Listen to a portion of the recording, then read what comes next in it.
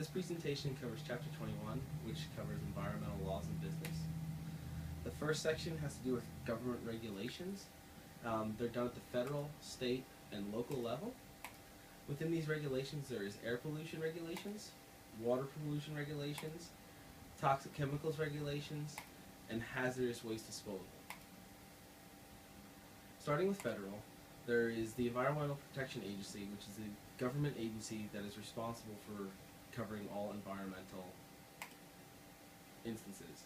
The second one is the National Oceanic and Atmospheric Administration, also known as NOAA.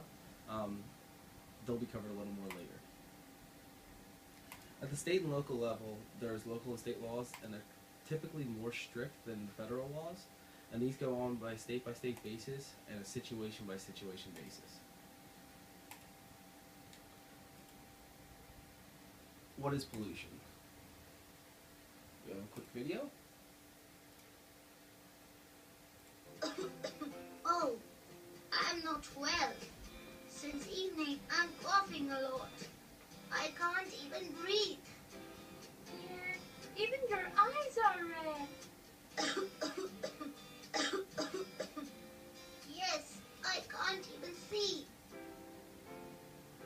Oh, I know why it is happening. See outside.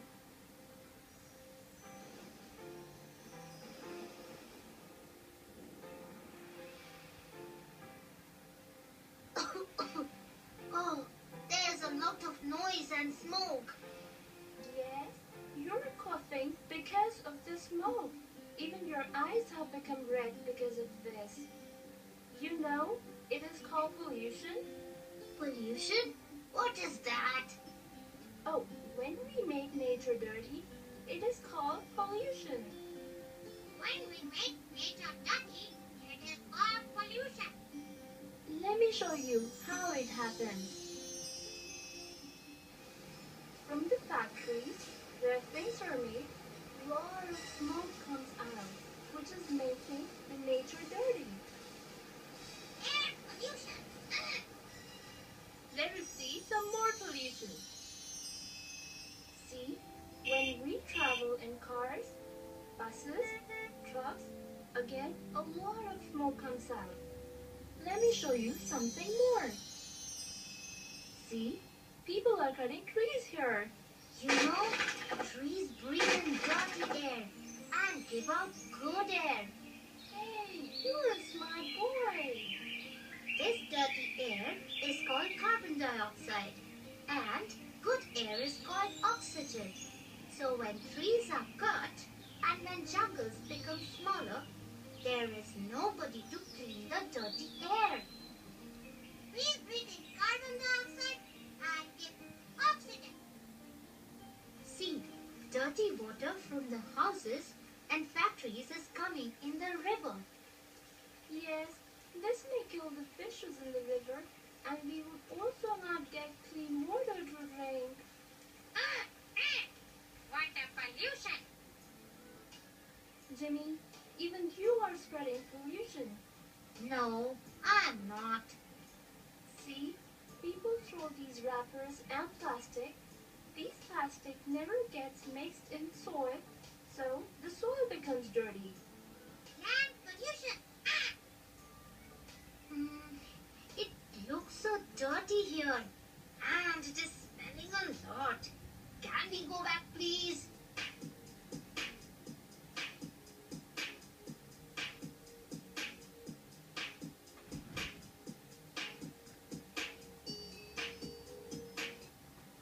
Oftentimes it is as simple as that. That video was put together by the Environmental Protection Agency for the explanation of what pollution is for children. Many of us forget at times how simple it is to stop pollution, and therefore sometimes it's as simple as having a video for children. Air pollution first started to be taken care of with the Clean Air Act of 1970, which was passed by Congress. It covered both mobile and stationary sources, and as this points out, it has to do with automobiles, which come with now emission guidelines that are now becoming more strict with President Obama in 2014. Planes and trains are also another common example. And stationary sources have to do with industrial plants and electrical plants, typically, also known as power plants, and these have to do with typically coal plants and sometimes nuclear power plants. Water pollution was taken care of with the Clean Water Act of 1970, passed by Congress, and the first step of that is make water safe for swimming. The second one is to protect fish and wildlife, and the third is to eliminate the discharge of pollutants into the water. These can all be found in the book. Secondly, there's a difference between direct contamination and indirect contamination with water pollution. A direct contamination will be the companies dumping directly into the water source. Indirect contaminations means that they're first either polluting the air, which is then polluting the water source, or they are polluting another object that is leading into a water source. Toxic chemicals have to do with herbicides and pesticides, typically having to do with the agricultural industry. These are covered by the Federal Insecticide, Fungicide, and Rodenticide Act, also known as FERFA, and that regulates the sale and distribution of such materials. This was actually passed commonly and more up to date because these chemicals are used in the creation of dirty bombs and other terroristic threats. So it's gained a lot of popularity in the last couple of years. And the Toxic Substances Control Act of 1976 has to do with asbestos and other hazardous building materials and how you dispose of those. Hazardous waste, you can read the Comprehensive Environmental Response, Compensation, and Liability Act of 1980. It established an information gathering and analysis system that enables the government to identify chemical sites and determine the appropriate action. You can read the other 2 and 3, but on 4, it allowed the government to cover the cost of cleanup from the persons who were even remotely responsible for hazardous substances released into the environment. Environmental law is broken up into 3 categories. It has to do with common law first and foremost, and it has to do with nuisance, negligence, and strict liability. On common law, involved parties can take action against a business for the negligence, nuisance, and strict liability, and it's the ability to take action against a business or corporation. With nuisance, persons may be held liable if they use their property in a manner that is unreasonably interferes with others' rights to use or enjoy their own property, and that can be found in the book. Negligence, as found in the book, is the business's alleged failure to use reasonable care toward the party whose injury was foreseeable and was caused by the lack of reasonable care. Strict liability is handled by the Occupational Safety and Health Administration, also known as OSHA. Many of you are probably familiar with this. And negligence rules are in constant effect with companies that are deemed ultra-hazardous. These companies typically have the signs on the side of tractor trailers and the transportation vehicles that they use. The EPA, also known as the Environmental Protection Agency, is environmental laws and regulations are regulated at all levels of the government and are more strictly regulated at state and local levels. Laws are written by Congress, but the Environmental Protection Agency at a federal level interprets these laws that are written by Congress and then applies them to each case. The best example for this is with Alaska and the crude oil situation. Typically there's a lot of crude oil up in Alaska right now. Since 1980 they're mining that. The Environmental Protection Agency has been involved almost exclusively with the regulation of these companies. Something Alaska's doing that's not common is they are now taxing these companies so much that the companies are still making money. However, there's now a federal fund for the environment and the reclamation of that environment that is being destroyed, as well as each Alaskan citizen and resident of the state gains money each month, and it's actually paid in a yearly check on the money that the state is collecting off the taxes from the crude oil. The rules and regulations that are highlighted in the book can be found on page 611, and these will highlight better what exactly our Environmental Protection Agency does. On a local level, Exide Technologies was a major violator of environmental laws. Starting back in the early 2000s is when they were caught. It's been going on since 1970.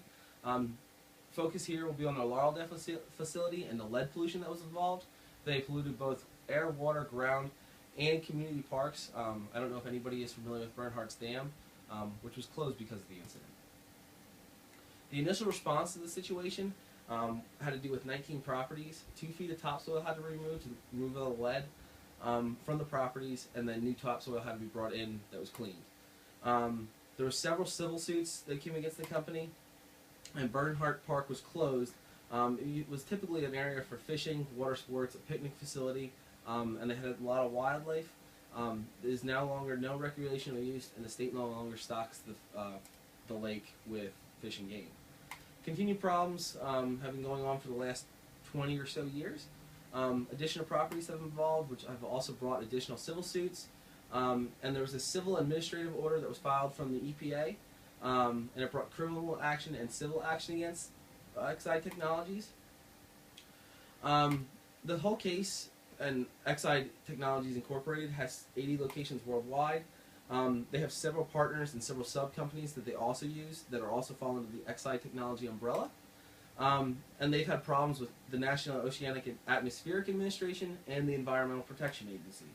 Chapter 11 bankruptcy was filed by the company in 2002, with a proof of claim from the federal government being filed in 2003.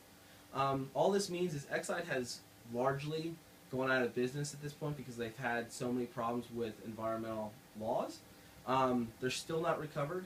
And the proof of claim that was filed has to do with allowing for the continued cleanup of both parks and future lawsuits that may come from individuals that still have time to file with any other incidences. It's the end of this presentation. Does anybody have any questions?